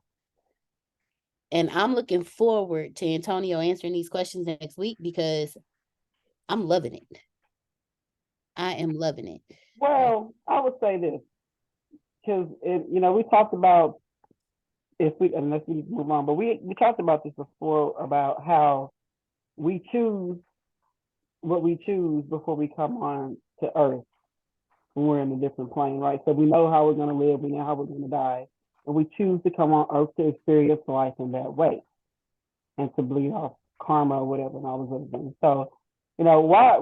So if karma is karma, if reincarnation is a real thing, why is killing such a terrible thing? That's my whole thing. Like, if your life ends at the moment it ends on Earth, it still continues. So why is it such a terrible thing? Why is it such a terrible thing that God balanced out the population of Earth by smiting people? Why is it such a thing that God said, okay, I've experienced killing, I've experienced this. Let me put some rules in place so that it's balanced, so people don't go crazy. They have a little self-control and don't go, oh, I'm mad, kill. Let me put a rule there so that doesn't happen. So I think it's just a matter of balance. It's a matter of balance. Opinion. Thank you. I thank you. And I appreciate these rules because I'm not going to speak for y'all. I'm just speaking for myself. But sometimes you just want to put your hands around somebody's neck and choke the life out of them. But because those rules are in place for balances, you'd be like, you know what? No, I'm going to let you make it. Because thou shalt not murder. Because I was sure finna murder you. Well, no, I'm going to let you make it because I like drinking my beet juice and celery juice in the morning, and I don't know about that prison food. I love you, Damali. Somebody said, I don't know about that prison food. But you have a point. Like, hey, I've never given my thoughts on reincarnation. But there's a part of me that's like, man, look. You know what? I have decided I ain't get it right this lifetime. So I'm going to leave it where it is, like it is, because I'm going to have to deal with that karma next lifetime anyway. So I'm going to just pause this whole situation. I'm going to pause it right here. And it's going to stay here until I come back next lifetime. So I have to be careful. I got to be careful, Damali. I do. I promise you I do. I promise. Because I will seriously just pause in an entire situation and sit there and be like, you know what? I don't even feel like dealing with this. You know what? Matter of fact, I'm not going to deal with this. This not going to get solved no time in my current lifetime. So I'll just deal with you since I know I'm going to have to deal with your vibration next lifetime. I'll handle it then because I'm not ready yet. I'm not that mature yet. So I'm going to let it stay where it's at. See, I got to be careful. My understanding of stuff, I be trying to find loopholes. Like I'm coming back next lifetime anyway, so I'll deal with you then. Go ahead, Io, and then after Io, we got Trinace. Oh man, I'm not rap right. Yes, I'll see you next lifetime. Go I wanted to say, I wanted to say about the killings and stuff like that. I can't say that I'm totally right about it because I struggle with it myself, but so this will help me to understand my struggle right now and how to really go with it, because the way I feel now, I feel like that's what held me back and to be in the same position and not move on, is always trying to handle the battles instead of letting God handle the battles.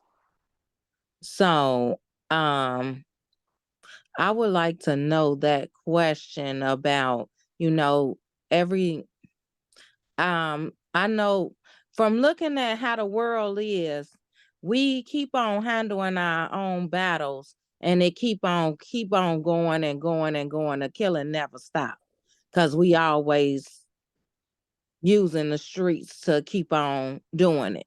So your family hurt my family, family hurt your family, and then it just keep going on and on.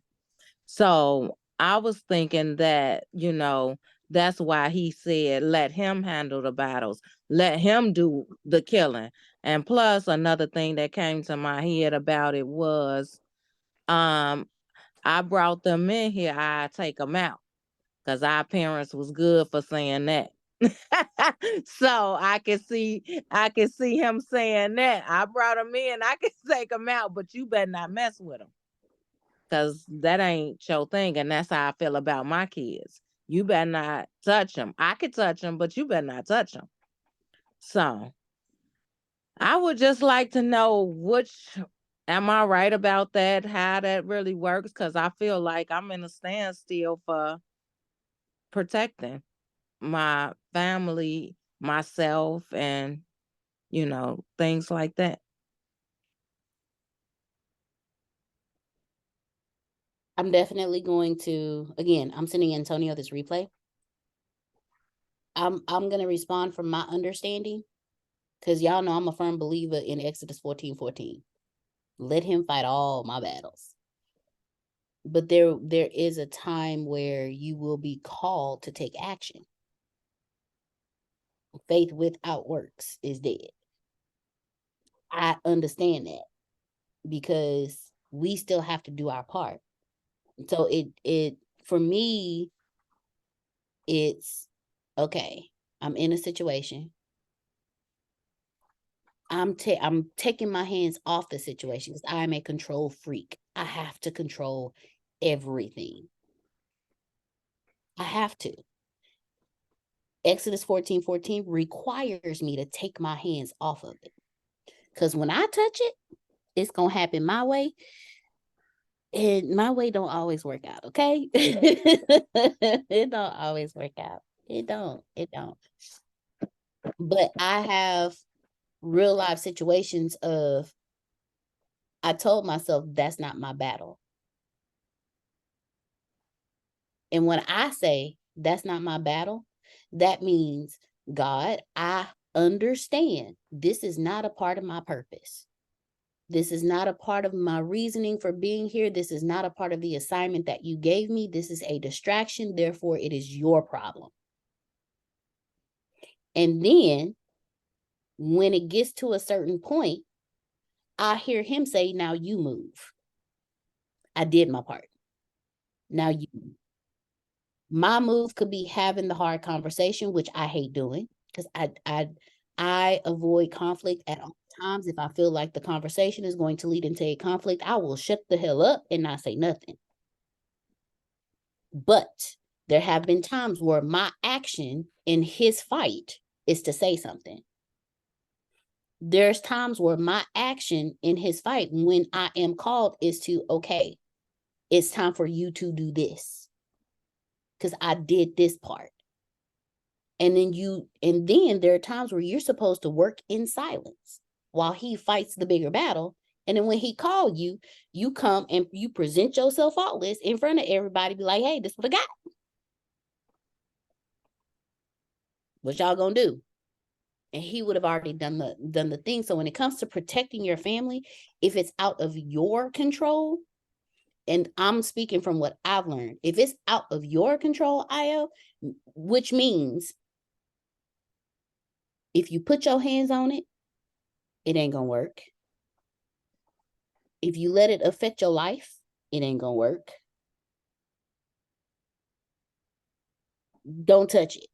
Let him handle it. If it's something you can control, and the only thing that we can control is us and our response to things, which means 99% of the stuff that's happening in your life that you're trying to control, you need to take your hands off of. I can't control Jerome. I can't control Grace. I can't control Adonia, Tracy, Mr. Phil. But what I can do is do my part and say, hey, just reminding you there's a call tonight. And if they don't get on, it is not my responsibility to be like, you need to be on this call. No, that is not my battle. My battle is the people who show up, not the people who don't. Your battle for your kids, for your family, are the ones who show up. And at some point, you are going to have to understand that they have to fall in order for God to show up for them. Till this day, they always say you won't know until you have your own. I understand now. My job is to teach Don until he don't need me. Not to control who he is. If the boy act out in school, he act out in school. My responsibility is to find out why he acting out in school and to help guide him to a better response in his actions, but he's still gonna suffer them consequences.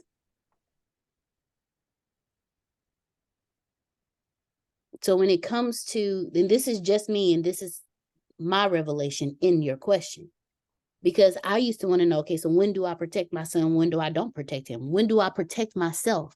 And when do I let God do the protection? For me, it's when I feel like I have to control the situation. God, that's not my battle. But when it flows to me freely and easily, as in, okay, I got this. I can breathe during this process. That's my battle. But the moment, so let's say Grace, my best friend, Gracie May, don't nobody else call her that. That's my name only. Let's say me and Gracie May get into it. And she made me feel some kind of way. My battle is not her. My battle is my response to her. So what I do is, God, that's not my battle. And I work on me. When it comes to you deciding whether to protect your children or not, you are a mother. We gonna always be mama bear. But at some point, you still have to let your children suffer the consequences. And when my boy is 8 and it hurt. It hurt bad. But Antonio had to teach me. I had to realize my son don't know no consequences. Consequences have to happen. So if you're trying to protect your kids from their consequences, stop. But if somebody is hurting your children, that's a different story. That's a completely different story. Protecting them from their consequences, you let God handle that. Because that's a work He doing in them. But if somebody is abusing your children, I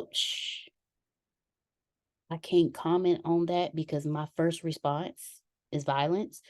So, so that I can't help you with that one. But if my child is acting up and flipping tables at school and they tell him you suspended for 3 days, guess what, sir? You suspended for 3 days. but we gonna talk this out. What made you flip the table? Well, I got mad. What made you mad? Well, I got mad because I was working on a project and I was doing everything was perfect at first, and then I went outside the line. Wait a minute. So you went outside the line, got so angry to where you flipped a table in school. I'm telling y'all a true situation that happened with my 8-year-old. He suffered them consequences. But my responsibility in that was to figure out why you flipping tables, why you getting so mad, only to find out that he was an 8-year-old perfectionist. Now, he's not a perfectionist anymore, and he's doing better in school, not trying to be a perfectionist, because he understands that perfection does not exist.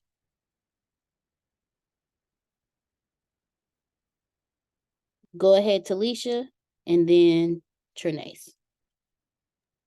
Okay, so maybe y'all need to help me with my consequence right now, because right after this call, Talisha fit to go upstairs and do a little something. Okay.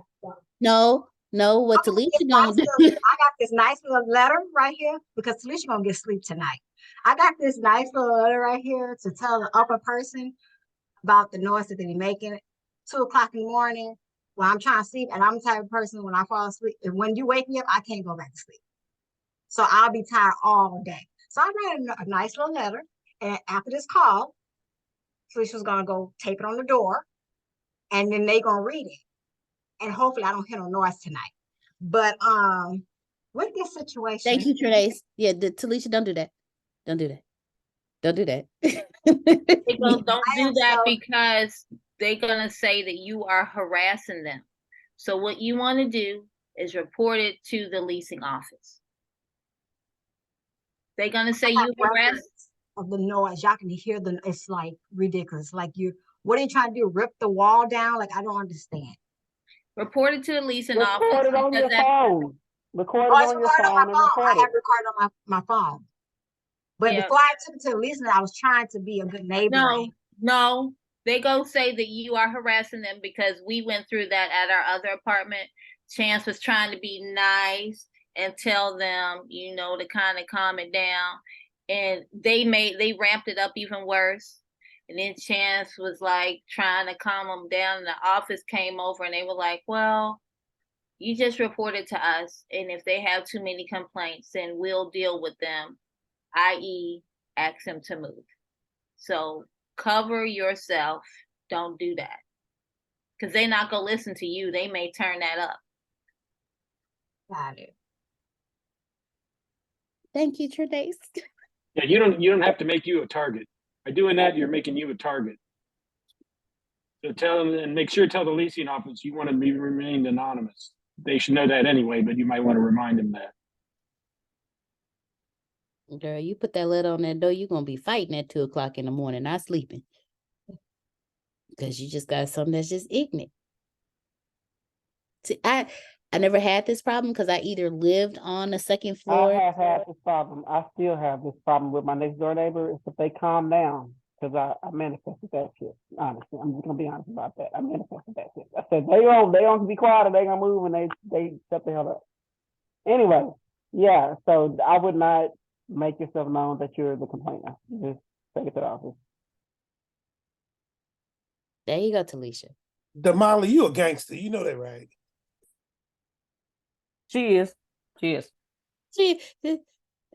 Okay, so I call Damali, secretly in my head, I call her Mother Goddess because she just has this motherly way about her. But at the same time, you can look at Damali and tell she will lay hands on you if you move the wrong way. Oh, yeah. My fifth graders love me so much because of this. They know we have a good time, but don't cross the line. They know. There you go. So thank you, Trinace. Thank you, Damali. Thank you, Mr. Phil. Go ahead, Trinace, you was next, and then is Uncle Rummy wrong? Uncle Rummy, you still unmuted? Okay, so okay, my bad. It's just interesting that we are having this conversation because Pinky is reading the Bible from front to back.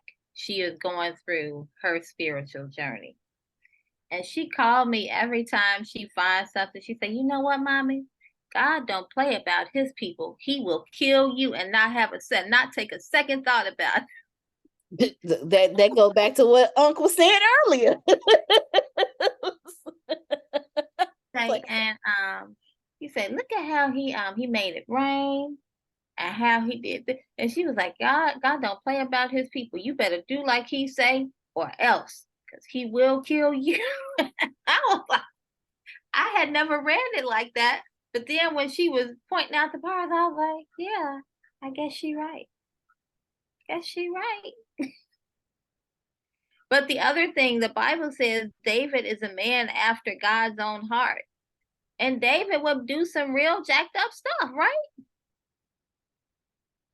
So when you consider that, I think that people, us, like to think that God is good,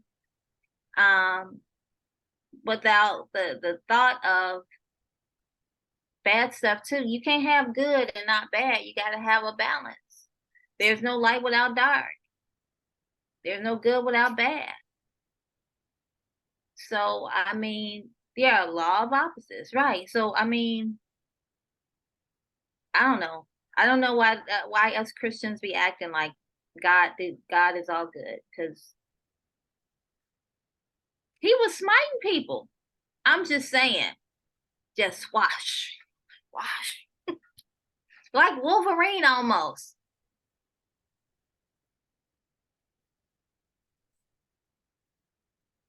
Just think about it.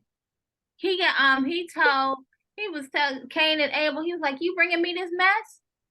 You bringing me this mess is basically what he said. Look at your brother. Look at your brother. Look at how good he is. Think about that. And he told us, you bringing me this mess. You bringing me the last? And it's a little bit. Don't even taste good. Don't smell good. Why are you bringing me this, sir? He created competition. Wait.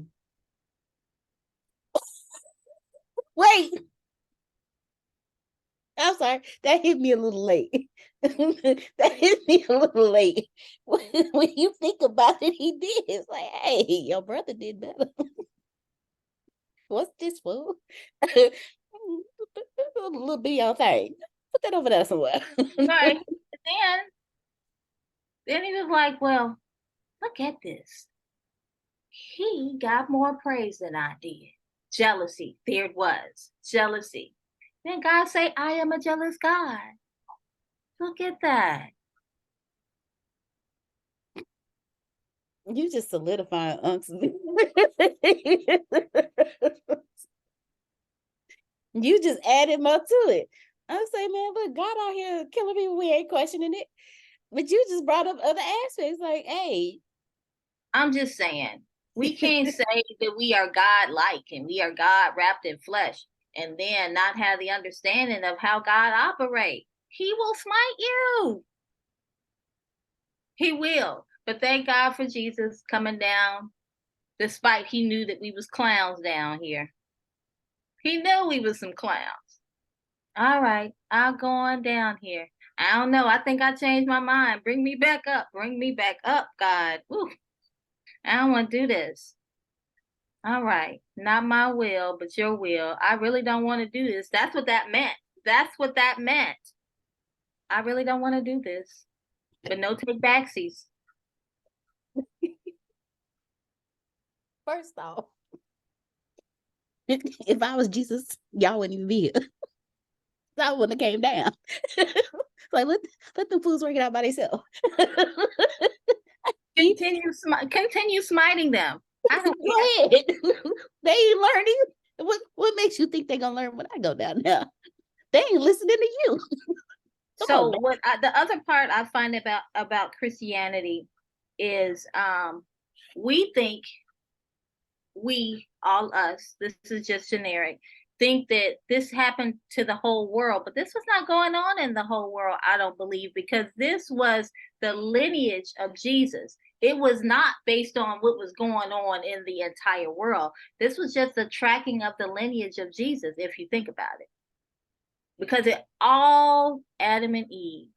Then it talks about Cain and Abel. Then Noah. All of this was the lineage of Jesus. Was all of this really going on in the world, or was this based on this small capsulation of Jesus's lineage? Now, it could have been, but we don't know. So these are the questions that I think about. Make sure you write all them questions down.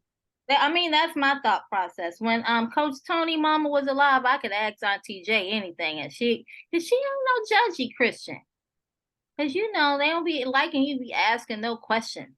That's how it is. But she, you know, she wasn't like that. But I mean, it makes sense to me. It makes sense to me. I think we be overthinking it and over spiritualizing it. It's the family tree. You know how you put your family tree in the Bible? This is what this is. We are just privy to the family tree. And that's what I like about what the book said in the beginning about us having different names for the same thing. Because, you know, the philosophy of if you don't, you know, confess Jesus and all that, but what about the person who lives in the rainforest in South America who never heard the name Jesus? Are they really going to hell if they live a good life? I mean, if they, you know, like what qualifies them for hell or not? You know what I'm saying? I just had a conversation. I'm a co-leader to a Bible study group, so y'all know how that go down. Oh, y'all know how that go down. I try to play nice, but I had a conversation with the leader the other day. I don't know how we even started on that. I was like, you know, I ain't even like you regular Christians. I ain't been saved from the womb to the tomb. I say, I don't think that only Christians getting in heaven. How could you say that? I say, easy. The Bible was not even the first holy text. Well, I don't care what it is. I say, I'm not saying that I don't believe in God the Father, God the Son, and God the Holy Spirit. I say, but I am just not that. I'm just not gonna think that only Christians getting in heaven, because the Bible says a certain number of people getting into heaven. I say, and I just don't think God just love all of us and is gonna just keep a certain number of us close to Him in heaven and send all of us to hell, the rest of us to hell, and then stay with us too. I say that don't even make no sense to me. God can't be a God of love and send and love only a certain number of us to call us home and send the other ones to hell. I say that don't even make no sense. I say it makes no sense. I say, she said, well, I do believe. I say, how can you believe the Holy Bible is the first text? It wasn't. It's just a somebody translated that. How do you know that the translation is real? So this is my thought. We all believe how we believe, and that's gonna be how we get in heaven. Did we follow our religion based on what the rules and regulations were? Because it's just rules and regulations. You got Christianity, you got Bibles, you got Protestant, you got Catholics, everybody doing their own thing, like on Sesame Street. One of these people are doing one thing, all these people are doing the same, whatever that song was. She say, can you believe you're saying this? I say, well, this is my belief. She said, but you always defend it where you're not like a regular Christian. I say, I'm not. I'm not saying that I don't believe. I just don't believe like most of you believe. And then she sent me scripture because I guess maybe she thought I had changed my mind about, I believe what I believe. I do believe in God the Father, God the Son, and God the Holy Spirit, but I'm not dumb enough to believe that God is only going to take us into heaven when you consider that the Milky Way is only 9 planets now, because one planet blew up or whatever. And then there are other solar systems in this vast universe of universes. So you mean to tell me you believe that God, who can create anything and everything, He said, let there be light, created only everything that's on Earth, and He only created 8 planets because one blew up, and He created nothing else. She didn't have anything to say, but when we ended our call, she sent me some scriptures about who getting into heaven. I don't care what you say about who getting into heaven. You can't say. You can't say. I bet you it's some Buddhists in heaven. I bet you it's some Muslims in heaven.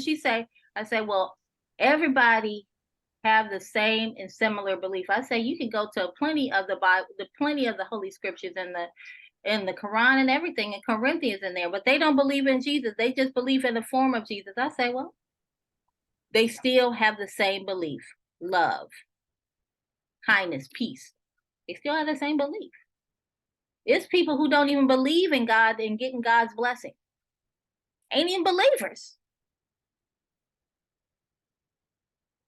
Well, King James had a falling out with the church and created his own version of the Bible, which is the King James version. I He know. wasn't, he wasn't hip with all the text that they had in the race. They look here, y'all don't want to, change that. Okay, I got you. He changed his up, made his own. But that's which is what why all, we had the King James version. but that's what all of the religions do. If it don't fit their mastermind of manipulation, then they just fix it to fix it. Fix it to follow the rules. You can't wear pants, ladies. You can't wear pants in church. Ladies, you gotta wear stuff over your head. Now, I mean, that's an extreme case, but it is what it is. I just think that's dumb to think that humans are the only beings that God created outside of animals, and only a few of us that he created are going to heaven. That's dumb to me. But I can't say all of this in Bible study because no, ma'am. I could say this in us conversing, but she was like, "You always defend yourself. You not like a regular Christian." I ain't been saved from the womb to the tomb. And I don't want to be leading stuff either, because y'all be having an expectation that I have a certain behavior, and my behavior don't be that certain behavior. I don't want to line up like that. The fact that they say you don't act like a normal Christian. No, I say that. I don't. Oh, okay. I don't. And she said, you always defend it. Well, I say, I don't think like y'all do all the time. I don't. I just, that's ridiculous to me. Wow. He gonna only create people on the face of the earth. That's it. Animals on the face of the earth. That's it. How can you say a God that creates everything, this is only his level of creativity? This is level 1. This is level 1. This is one Legoland. This is only one Legoland. Only one, and there are millions. Have y'all seen the Lego movies? Well, I want to thank all of y'all so much for such an amazing call on this evening. I'm sending Antonio the replay because there are certain things in here that were how was that? They were outside of my scope of support. That's it. So with that being said, I want to thank all of y'all so much. Have your questions, please have, because being a part of being a pathbender this is part of it, like expansion. And this is expansion. This is conversation. So write your questions that are outside of my scope of support and have them ready for next week. I'm going to use that as much as often, Trinae. So let me tell you something. That is out of my scope of support. I'm so sorry. But I want to thank you all so much. We'll see you tomorrow morning at 8 a.m. Central, 9 a.m. Eastern, 6 a.m. Pacific for our daily morning call. Y'all will get to be with my beautiful, wonderful face again. And then after that, y'all have an amazing weekend. I want to thank all of you so much for joining us. You can plant better. You can dominate. Make sure that you get your tickets to WonderCon. If not, let someone else know. If you would like to be a sponsor of WonderCon and have your company sponsored, get with Grace. She'll break everything down to you. Thank you all so much. Love you. Love you more. Love you more. Good night, everyone. Good night.